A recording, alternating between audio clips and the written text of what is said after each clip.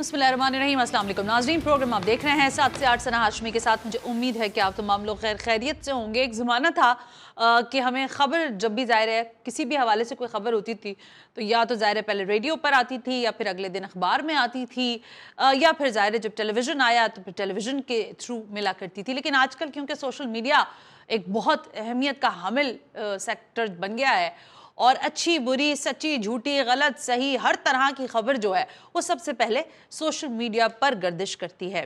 आज हम आप कह रहे होंगे मैं बात क्या कर रही हूँ, और हमने आगाज जो किया मोन्टाज का वो जरा मुनफरिद है। 3 दिन से मैं ये खबर देख रही हूँ और मैंने शायद सोचा कि कोई किसी तरह से कोई शटअप कॉल होगी या फिर शायद ये जो सारा हवा बनाया जा रहा है कि मुल्क में पेट्रोल जो है वो ख़त्म होने जा रहा है, कोई स्टॉक मौजूद नहीं है, 14 दिन का स्टॉक रह गया। हुकूमत कह रही थी 2 माह का स्टॉक रह गया है।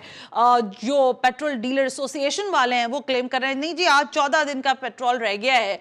तो कुल मिला के कहने का मकसद ये है कि बताना ये चाहते हैं पेट्रोलियम डीलर्स वाले कि मुल्क में पेट्रोल की किल्लत पैदा होने जा रही है क्योंकि 14 दिन का स्टॉक रह गया और बाकी अगर वो ड्राई रखते हैं अपने पंप्स को तो फिर उनके ऊपर चार्जेस भी लगते हैं। हमारा सवाल ये है कि या आज जो ये प्रोग्राम करने का मकसद है वो ये है कि इस वक्त जो मुल्की हालात हैं उसमें इस तरह की स्पेक्यूलेशंस पर बात करना या इस तरह से मसनूई किल्लत दिखाना ये कितना हार्मफुल हो सकता है। हम जानते हैं कि आज रात जब 12 बजे पेट्रोल का प्राइस बढ़ेगा जो कि इत्तलात के मुताबिक 10 रुपए बताया जा रहा है, 10 से 12 रुपए पेट्रोल के ऊपर बढ़ने जा रहा है, 40 रुपया जो है वो डीजल के ऊपर बताया जा रहा है शायद बढ़ जाएगा। उससे पहले ही लाइनें लग जाना शुरू हो जाएंगी। मैंने आज भी देखा है दिन के औकात में बहुत सारे पेट्रोल पंप्स के ऊपर कि उन्होंने आज दिन में पेट्रोल को भरवाना शुरू कर दिया। अब मुझे ये समझ नहीं आती, एक तो मिनहसुल कौम हमारा जो ये मिजाज है, मुझे माजरत के साथ ये अल्फाज अदा करने पड़े हैं कि अगर कल हमें ये पता चल जाए कि खुदा ना खास्ता मेरे मुंह में खाक, लेकिन अगर कल कफन जो है वो मुल्क में नहीं बिक रहे तो सारे लोग कफन वालों की दुकानों पे जाकर खड़े हो जाएंगे और खरीदना शुरू हो जाएंगे। यानी एक किरदार होता है कौमों का, एक मिजाज होता है। हम पता नहीं किस तरह की कौम बनते जा रहे हैं कि पेट्रोल अगर 14 दिन का स्टॉक रह गया है तो लाइनों पर लाइनें होंगी। और दूसरा, ये जो पेट्रोलियम डीलर्स एसोसिएशन वाले हैं ये कितना कमाएंगे इस मुल्क से, मैं जरा इनसे भी जानना चाहती हूँ। रातों रात आपके पास पेट्रोल का स्टॉक एक दिन में खत्म हो जाता है, आप तो ड्राई रख नहीं सकते अपना पंप, और अगर आप रखते हैं तो आपके ऊपर क्लेम होते हैं। फिर आप कैसे कह रहे हैं कि हमारे पास स्टॉक मौजूद नहीं है? फिर हुकूमत जो क्लेम कर रही है कि भाई 2 माह का हमारे पास पेट्रोल है और जब हम पेट्रोल लोगों तक पहुंचा रहे हैं तो हम ये कह रहे हैं कि हम महंगा खरीद रहे हैं, लेकिन जो सस्ता खरीद के रखा हुआ है उसके ऊपर हम लेवी और कार्बन लेवी और बाकी सारा कुछ लगा लगू के अवाम की जेब से सिर्फ पैसा बटोरने पर लगे हुए हैं। इस पर जरूर बात होगी, लेकिन आज रात 12 बजते ही एक मरतबा फिर पेट्रोल की किस्मत का फैसला होगा और इस फैसले में हुकूमत क्या करने जा रही है इस पर बात करेंगे। मलिक दानिश हमारे नुमाइंदे हैं इस्लामाबाद से, उनके अपडेट्स हैं, जरा पहले उनसे बात कर लेते हैं। दानिश साहब ये फरमाइएगा कि आज रात जो है हुकूमत कितने रुपए पेट्रोल के ऊपर बढ़ाने जा रही है? Thank you so much. सबसे पहले मैम मैं एक पॉइंट ऐड करना चाहूंगा। आपने कहा कि पेट्रोल की लंबी लाइनें लगी हुई हैं आपकी सिटी में। मैं समझता हूँ ये अच्छी बात है, लंबी लाइनें लगी हुई हैं। पिछले 2 रोज से रावलपिंडी के सारे पेट्रोल पंप जो हैं वो बंद हैं। अच्छा? कल मैं खुद रावलपिंडी पूरा सुबह सवेरे 1.5 घंटा जो है वो घूमता रहा हूँ। रावलपिंडी का ना तो पीएसओ पंप ओपन था, ना ही जो प्राइवेट पेट्रोल पंप हैं वो ना तो ओपन थे। सारे पेट्रोल पंपों ने क्यों दानिश, एक मिनट रुको, क्यों पिंडी में पंप्स बंद है? मैम जो ऑयल कंपनीज हैं उन्होंने अपने टैंकर्स को हिदायत की है कि अगर आप जीटी रोड पे आ रहे हैं तो वहीं पे टैंकर्स अपने रोक दें, पेट्रोल महंगा होने वाला है, आप इस्लामाबाद की तरफ ना आए। आज से 2 रोज कबल सेनेटर राना महमूद हसन की ज़ेर सदारत कायमा कमेटी पर कैबिनेट सेक्रेटरीट का इजलास हुआ है और उस इजलास में चेयरमैन उग्र ने ये इंकशाफ किया है कि पेट्रोल की जखीरा अंदोजी हो रही है। जो ऑयल मार्केटिंग कंपनीज हैं उन्होंने अपने टैंकर्स को कहा है कि आप लोग शहरों की तरफ ना हैं, जीटी रोड पर हैं तो वहीं पर रुक जाएं, पेट्रोल महंगा होने वाला है।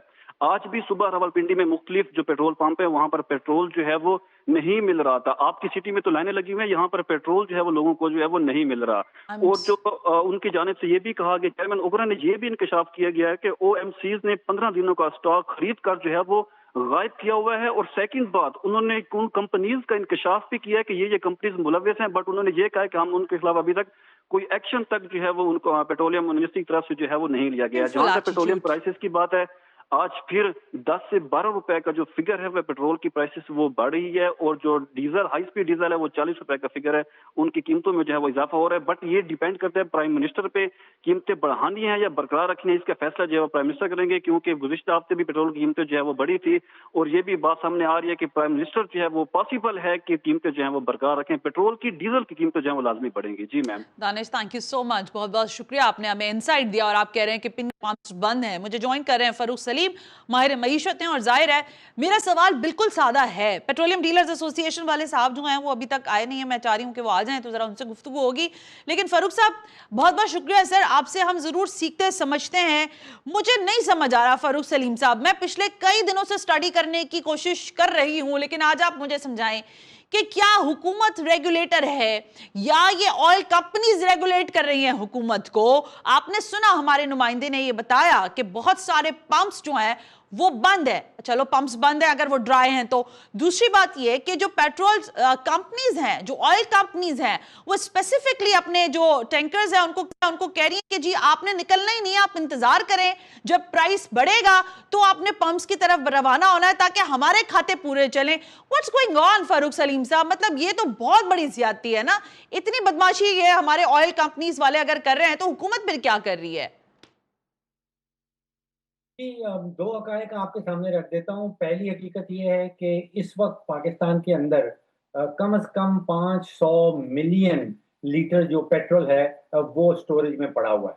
तो किसी किस्म की ऑन द ग्राउंड स्टोरेज ना है, ना आने वाली है। इस वक्त जो पोर्ट के ऊपर है, तकरीबन 3 बड़े पेट्रोल के कार्गो जो हैं वो कराची पोर्ट में लगे हुए हैं। ऐसे ही है। वो तेल उतार रहे हैं पिछले 2 दिनों से। इन हकायक की बुनियाद के ऊपर ये मैं बिल्कुल क्लियरली आपको कह सकता हूँ कि किसी किस्म की पेट्रोल की शॉर्टेज जो है वो मुल्क में आने वाली नहीं है, ठीक। क्योंकि तेल जो है वो अवेलेबल है। अब आ जाए असल मामले के ऊपर। देखिए, पिछले 5 महीने की अगर आप तारीख देखें, जी तो सर। एक बात तो बिल्कुल वाज़ेह हो जाती है कि आलमी मंडी में जो कीमतों में उतार-चढ़ाव आ रहा है, उसका ताल्लुक पाकिस्तान में जो उतार-चढ़ाव आता है, उसका कोई कनेक्शन नहीं है। हमने देखा कि वुज़रा आते हैं, स्पोक्सपर्सन आते हैं, वो कोई एक फ्लैट्स के फ़ॉर्मूला का ज़िक्र करते हैं और बताते हैं कि पाकिस्तान में जो भी तब्दीली आती है वो उस फ़ॉर्मूले के साथ लगी हुई है। अ, अमली तौर पे इस स्टोरी के अंदर कोई हकीकत नहीं है। एब्सोल्युटली राइट, अग्री, बिल्कुल ठीक बात कह रहे हैं। आलमी मंडी में जब तेल की कीमत अगर 5% बढ़ती है, तो पाकिस्तान के अंदर कभी 12%, कभी 15% बढ़ा दी जाती है। सही है। आलमी मंडी में जब तेल की कीमत 10% गिरती है, तो पाकिस्तान में वो 2%, 3% जो है वो कम कर दी जाती है। ठीक है। तो technically on the ground the connection जो है आलमी मंडी से पाकिस्तान की मंडियों का कोई ताल्लुक नहीं है। पाकिस्तान के अंदर जो फैसला साजी की जाती है वो आप समझिए कि वो सियासी बुनियाद पे की जाती है। कितना पैसा चाहिए, कहाँ से शॉर्टेज आ रही है और किसने पैसा बनाना है। अब देखिए, 2 तिजोरियाँ पिछले 5-6 महीनों की तारीख अगर आप गौर से देखें, तो 2 तिजोरियाँ जो हैं वो भरी गई हैं तेल की कीमतों के ऊपर। पहली तिजोरी है जो ऑयल मार्केटिंग कंपनीज़ की है। एग्जैक्टली।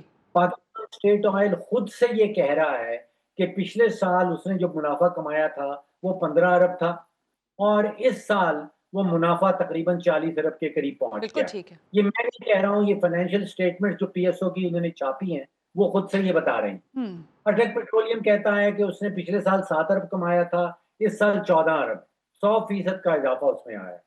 जो वह पाकिस्तान रिफाइनरी 2 अरब कमाया था लास्ट ईयर, और इस साल 10 अरब वो कमा रहे हैं। नेशनल रिफाइनरी पिछले साल नुकसान में थी, इस साल 7 अरब कमा रही। तो एक तो ये तिजोरियाँ जो हैं ऑयल मार्केटिंग कंपनी की ये भर गई हैं, रिफाइनरीज़ की भर गई हैं, और दूसरी तिजोरी भरी भरी है हुकूमत की। आप सोचिए कि वो 1.4 खरब रुपए पेट्रोलियम लेवी की मद में उसने इकट्ठा कर लिया है, जो उसके अपने हद से भी ज़्यादा था। तो ये 2 तिजोरियाँ भरी हैं, और ये 2 तिजोरियाँ जो भरी गई हैं, यकीनी बात है कि किसी की जेब से पैसा निकला है, तो ये तिजोरियाँ भरी गई हैं, और वो आप बताएँगी कि वो किसकी जेब से निकला।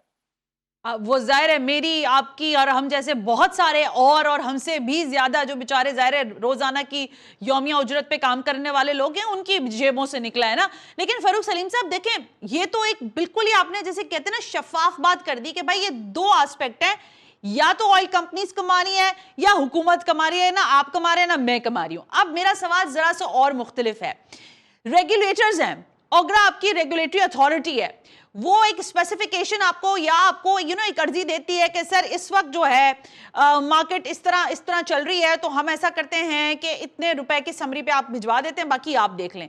मुझे ये बताएं, मेरा सवाल तो वही उस शिकंजे के गिर्द घूम रहा है कि अगर हुकूमत ही डिसरेगुलेट है तो वो क्या ही रेगुलेट करेगी ऑयल कंपनीज वालों को, क्योंकि ये जो ऑयल कंपनीज हैं, अब मैं नाम लेना शुरू करूं किसी एक का नहीं, शेल, अरामको, टोटल, पीएसओ तो आप छोड़ ही दें, बाकी ये जब आप इतना इनका बता रहे हैं कि इन्होंने पैसा कमाया, मुनाफा कमाया, तो ये रेगुलेट तो नहीं होंगे, ये तो फिर धौंस जबरदस्ती से, बिल्कुल ठीक बता रहे थे हमारे नुमाइंदे, इसका मकसद है कि ये तो अपने ऑयल टैंकर्स को कहते होंगे कि जी आप रुके, आगे पैसे बढ़ने वाले हैं, हमें मुनाफा मिलने वाला है, देख लेंगे हुकूमत को भी। यहाँ वक्त हुआ एक ब्रेक का, ब्रेक के बाद दोबारा हाजिर होते हैं।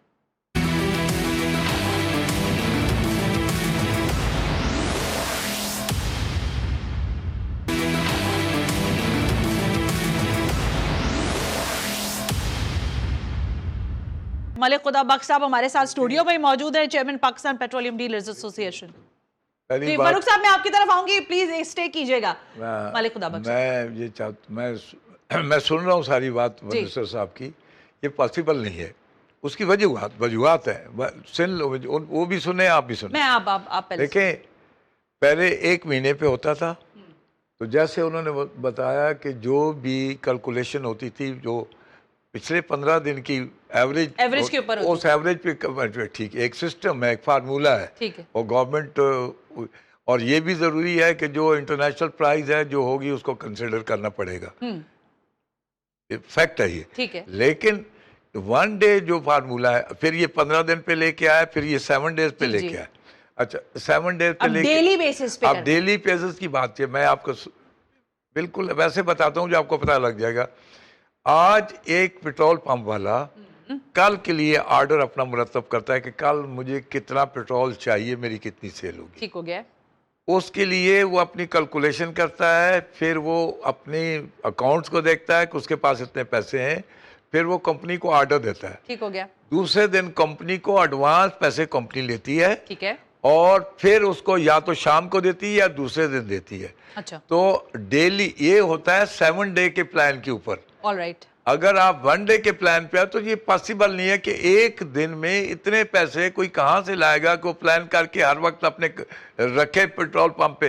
देखिए 2 दिन का स्टॉक, 3 दिन का स्टॉक लोग मेंटेन करते हैं, ठीक है, एवरेज स्टॉक कि जितनी उनकी सेल है, मसलन एक पंप की सेल है 5000 लीटर, तो वो 10-12 हज़ार लीटर रखता है, ताकि उस एक दिन में पॉसिबल ही नहीं है कि जो लोग ये बात कर रहे हैं, मिनिस्टर साहब भी बात कर रहे हैं, और वो हमारे बात नहीं कर रहे, वो फैसला सुना के गए। मैं अभी आ रही हूँ आपके पास दोबारा, फैसला सुना के गए हैं, लेकिन पॉसिबल नहीं है, ये पॉसिबल करना पड़ेगा मलिक साहब, नहीं करना पड़ेगा। तो फिर इनको कुछ ऐसा भी कह रहे हैं, ये आपका लेटर मैंने इधर पूरा निकाल के रखा है, आपने ये जो 2 सफात पर मबनी पर लेटर लिखा है, इसका आराम से जवाब दे दिया। उन्होंने कहा ये नहीं होगा जो आप बता रहे हैं। नहीं, ये लेटर हमने ली ओसी नहीं,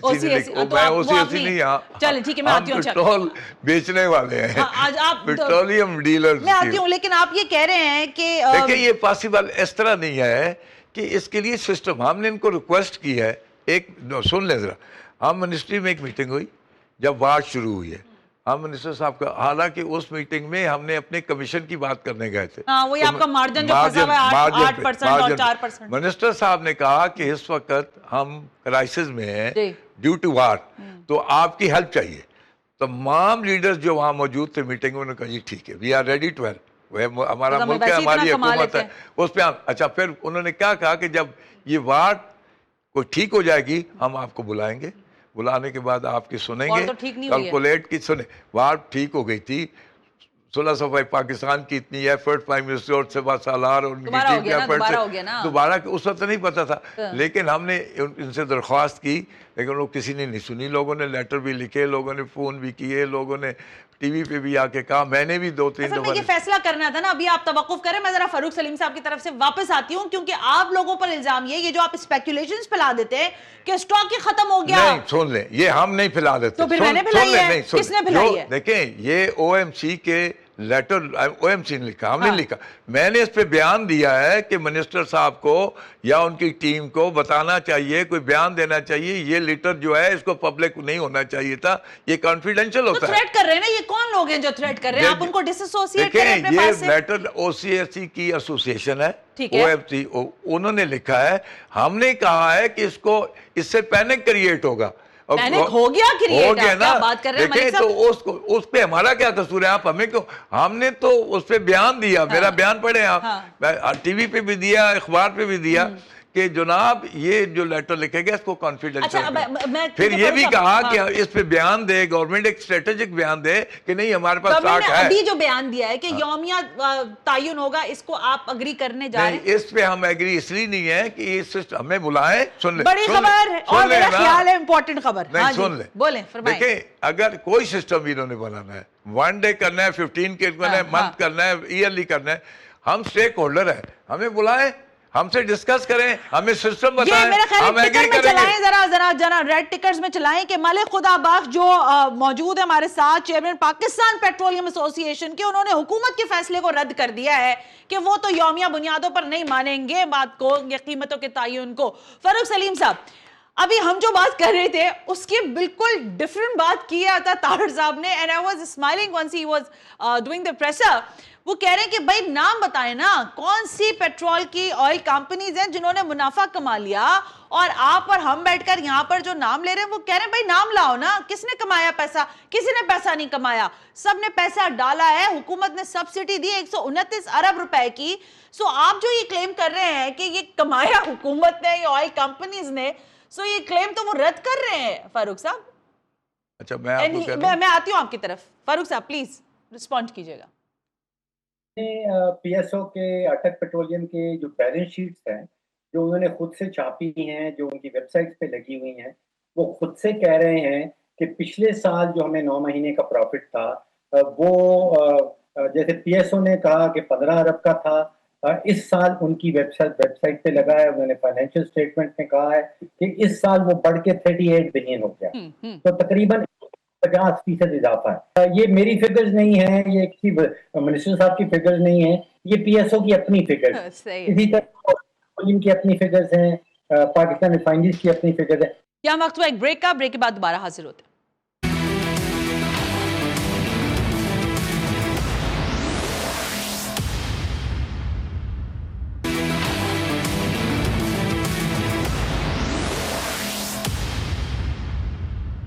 कि वो बड़ा इंटरेस्टिंग मामला है, क्योंकि भारत के पास एग्जैक्टली वही मैकेनिज्म है, लेकिन उसमें थोड़ी सी मैं एडिशन करना चाहता हूँ।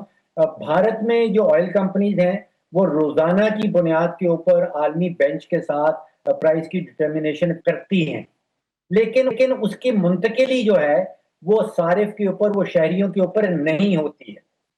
तो ये एक खास डिफरेंस है। आप ऑयल कंपनी जो पाकिस्तान की हैं, हुकूमत है, ओगरा है, वो बेशक रोजाना के ऊपर ऑयल की डिटर्मिनेशन जो प्राइस है वो जरूर करें, लेकिन उसकी जो मुंतकिली है वो शहरियों के ऊपर रोजाना की बुनियाद पे नहीं होनी चाहिए।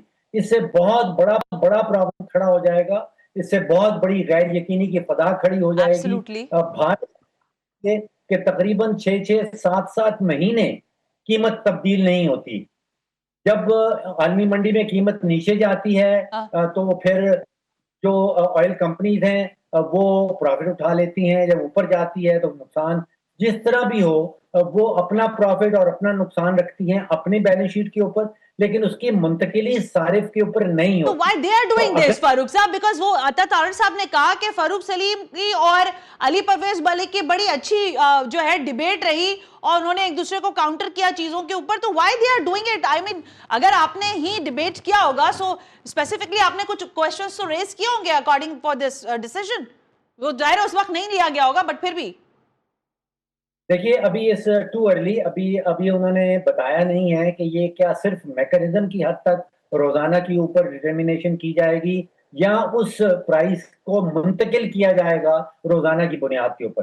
तो अभी let's wait for the government for OGRA. लेकिन फारूक साहब, मैंने जो सुना, देखिए मैं आपसे, आप जितनी जाहिर माहिर तो नहीं हो, लेकिन उन्होंने बिल्कुल क्लियर अल्फाज में कहा कि रोजाना की बुनियाद पर तायुन होगा और जाहिर है फिर आवाम के पास भी एक ट्रांसपेरेंसी होगी, वो देख सकेगी कि इंटरनेशनल मार्केट में प्राइस बढ़ा है तो यहां पर भी बढ़ा है, इसलिए पेट्रोल का बढ़ा है। मुझे तो इससे ये खदशा हो रहा है कि ये तो नया खाता खुल जाएगा चोर बाजारी का, ये तो नए मुनाफाखोरी शुरू हो जाएगी, एक अलग क्योस बन जाएगा। फारूक साहब, ये तो बहुत खतरनाक सूरत हाल होगी। ये मेरे जहन में अभी क्लियर नहीं है। ये क्लियर हो गया कि प्राइस रोजाना की बुनियाद पे डिटरमिन की जाएगी। क्या उस कीमत को मुंतकिल किया जाएगा आवाम के ऊपर या नहीं, ये अभी नहीं पता। मैंने आपसे कहा कि भारत जो है वो एक वेरी सिमिलर फॉर्मूला अपनाए बैठा है, लेकिन वहां पे 6-6, 7-7, 8-8 महीने जो है वो प्राइस मुंतकिल नहीं होती सारे। ठीक हो गया फारूक साहब, मैं आपकी तरफ दोबारा आपको जहमत देती हूँ, लेकिन ये जो मलिक खुदा बख्श साहब बैठे हैं ये बार बार नहीं कर रहे, क्योंकि सारा डीलर जो है वो यही इनके साथ एसोसिएट है पूरे पाकिस्तान का। क्या कह रहे हैं? पहले मैं एक बात बताऊं कि मैं चीफ एडवाइजर हूँ, चेयरमैन नहीं हूं। चलें, अच्छा, दूसरी बात ये है कि देखें, फर्ज करो आज सलीम साहब भी सुन रहे हैं, आज आपने 10,000 लीटर पेट्रोल मंगवाया अपने 2 दिन के लिए। आज प्राइस पे जिस पे आया सुबह वो प्राइस चेंज हो गई। अगर वो प्राइस हो गई चेंज माइनस में तो वो लुट गया, अगर वो प्राइस चली गई वाई में तो उसको फायदा हो गया। तो ये मैकेनिज्म की दुनिया में कैसे, ये उन मुल्कों में है जो सिविलाइज्ड लोग हैं, जो सिविलाइज्ड मुल्क हैं, उनमें वन डे सिस्टम चलता है इसके कि उसमें इंडिया सिविलाइज्ड लगता है आपको? हम सिविलाइज्ड कहाँ है? हमारे पास हर पेट्रोल पंप पे 8-8 घंटे लोड शेडिंग हो रही है। जनरेटर चला रहा है तो उसका इतना एक्सपेंस बन रहा है, हाउ ही अफोर्ड नथिंग। बात ये नहीं है, ये उन मुल्कों के लिए है डे टू डे वाला जिनका अपना मैकेनिज्म है। साहब, मैं इस बात को कर ही नहीं रही, मुल्क ज़ाहिर पूरी दुनिया में, मैं अभी कह रही थी कि अगर इस मुल्क का तो ये हाल है कि अगर आज पता चल जाए कि कफन कल नहीं मिलेगा तो कफन की दुकान पे लोग रश लगा के खड़े हो जाएंगे। अजीब ही मिजाज की कौम है ये। मुझे ये बताएं कि अब तो ये फैसला अगर होता है, आप क्या कर लीजिएगा, क्या करेंगे? हम तो इसको देखें, इस फैसले को आप देखें, एक क्यास पैदा हो जाएगा मार्केट में। अच्छा, कोई इसको कंट्रोल नहीं कर सके, गवर्नमेंट भी कंट्रोल नहीं कर। आप मुझे देखें कि ईरानी डीजल बिक रहा है, स्मगल डीजल बिक रहा है, एक पेट्रोल पंप वाला नहीं बेच सकता, वो इसलिए नहीं बेच सकता कि ओगरा का रूल लगता है उस पर, वो 1 पैसा भी ऊपर नहीं। जो बाजार और बोतलों में बेच रहे हैं, जो इलीगल है, उनको कोई पूछने वाले नहीं। हमने हर दरवाजा खटकाया, IG के पास गए, कस्टम के पास गए, डायरेक्टर जनरल रेंजर के पास गए, कोई चीज नहीं छोड़ा एसोसिएशन ने, और उन्होंने जवाब ये दिया कुछ भी नहीं हुआ 10 दिन के लिए। अच्छा, हमारे चीफ ने सिपा सालार ने भी इस पर कोशिश की, कुछ हो गया, लेकिन फिर शुरू हो गया। तो आप कैसे मुमकिन है कि आप इस मैकेनिज्म को फेवर नहीं करेगा ये फैसला? ये फेवर हो नहीं सकता, प्रैक्टिकल नहीं। वजह ये कि रोज की प्राइस कैसे डिटरमिन होगी? अगर रोज की प्राइस देखें उनके पास इंटरनेशनल मार्केट में, मैं आपको हम जब सुबह उठते हैं इंटरनेशनल मार्केट की प्राइस देखते हैं यार 89 पॉइंट समथिंग सेंट जो है वो बढ़ गया, हमें पता चल जाता है कि यार इतना है आज, मतलब इंटरनेशनल मार्केट प्राइस। उनके यहाँ एक मैकेनिज्म है, तो वो गवर्नमेंट के कंट्रोल में भी नहीं है, किसी के कंट्रोल में मैकेनिज्म बन गया, वो बरसों से चल गया है, वो यूज टू हो गया, प्रैक्टिकल हो गया। इनका पहला है, बहुत सारी प्रॉब्लम्स हो गई। हमारी गुजारिश इनसे ये, हमने कई दफा कहा कि जो सिस्टम लाना चाहते हैं स्टेक होल्डर को बुलाएं, उनसे डिस्कस करें और उनसे बात, तब वो फ्रूटफुल होगा। अच्छा, मेरी बात सुन लें, अब आपको नहीं बुलाया, स्टेक होल्डर है आप, अब फैसला एक हुकूमत का हो चुका है, अब मैं आपसे क्या तवक्का रखूं कि आप लोग क्या करेंगे? एज एन देखिए, जो फैसला तो जब ये होने जा रहा है, जिस तरह करेंगे, देखिए प्राइस कंट्रोल जो है इनके पास है, प्राइस कंट्रोल करेंगे। आज आपने 2 रुपए में मंगाया, सुबह 2 रुपए 1.99 हो गया, तो वो कौन अफोर्ड, बंद हो जाएगा। मैं इस पे बहुत ज्यादा बहस करना चाहती हूँ। आप लोगों ने 25-25 पैसे के ऊपर करोड़ रुपया कमाया है पेट्रोल। नहीं, ये आपकी गलतफहमी है, लोगों ने बहुत नुकसान उठाया है उस बात। जिस दिन 55, मैं अपनी मिसाल देता हूँ, जिस दिन 55 रुपए बढ़ा है, उस दिन प्राइस बढ़नी थी सैटरडे को, और अनाउंस लीकेज हो गई फ्राइडे को 11 बजे, लोग सड़कों पे निकल आए। जो जिन लोगों के पास 2 दिन का स्टॉक था वो सारा उसी रात खाली कर गए। दूसरे दिन जो जिसने बुलाया वो 55 रुपए अपने घर से बुला के बुलाया, तो लाश किसने उठाया? वो फायदा हुआ या नुकसान हुआ? कितने पेट्रोल पंप थे ये जिन्होंने ये कारनामा सर अंजाम दिया जो आप मुझे बता रहे हैं? जो आटे में नमक की एक होगा, 2 होंगे? नहीं, वो नहीं। वो पेट्रोल पंप जो बड़े शहरों में हैं, जो सेलों वाले हैं, उनके साथ तो यही हुआ। जो दूर इलाके में जिनकी बहुत कम सेल है वो बच गए ना। तो वो कितने कमा लिया होगा। अच्छा सुनिए, उन्होंने क्या कमा लिया होगा? हाँ या ना में मुझे इस बात का जवाब दें। खुदा ना खास्ता आप लोग कोई स्ट्राइक या इस तरह की चीज तो नहीं करने जाएंगे, क्योंकि देखिए हुकूमत तो फैसले कर चुकी है ना। नहीं, हम देखिए स्ट्राइक की बात हम क्यों करेंगे? हाँ। हम तो ये कह रहे हैं कि आपने जो सिस्टम बनाया है हमें बुला के बताएं कि कैसे इसको चलाना है, उसमें हमारी राय लें। अगर ये ऐसे वर्क करेंगे तो कई पंप इस तरह ड्राई होने शुरू हो जाएंगे। लोगों के पास जिसको नुकसान होगा उसका पैसा तो बहुत है सर डीलर्स के पास, आपका ख्याल है इस वक्त जितनी बुरी हालत में पेट्रोल इंडस्ट्री है और डीलर्स है। सुन ले, आप देखें, आपने कहने, मैं आपसे कुछ नहीं कह, मैं आपको कसमिया कह रहा हूं कि कुछ जो बड़ी साइडें हैं उनको छोड़ें।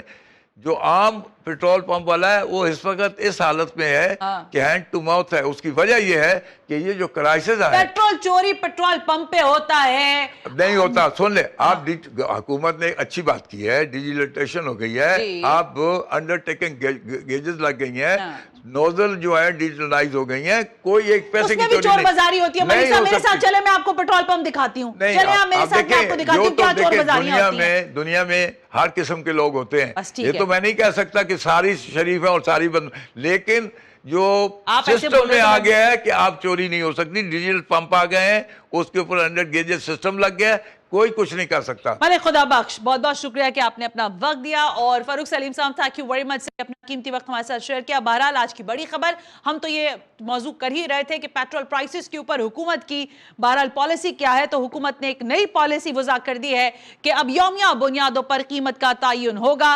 जो पेट्रोल डीलर के लोग हैं वो इस फैसले को नहीं मान रहे हैं। फारूक सलीम साहब भी कह रहे हैं कि इसकी निटिग्रिटीज बहरहाल देखनी होंगी कि किस तरह से ये नाफिजुल अमल करने की कोशिश कर रही है हुकूमत। प्रोग्राम के फीडबैक जरूर दीजिएगा। सना हाशमी को इजाजत दीजिए, अल्लाह हाफिज।